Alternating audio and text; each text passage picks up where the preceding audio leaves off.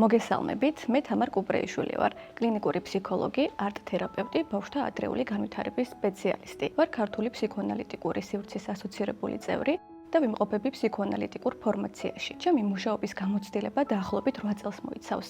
თავდაპირველად მუშაობა მწვანე სახლში დავიწყე, სადაც ჩართული ვიყავი ბავშვთა პრევენციულ ფსიქოთერაპიულ ჯგუფებში, რომელიც ფრანგი ფსიქოანალიტიკოსის ფრანსუას დოლტოს მოდელს ეფუძნება. ამჟამად ვმუშაობ ბავშვებთან, მოზარდებთან და ზრდასრულებთან, როგორც ინდივიდუალურად, ასევე ჯგუფებში.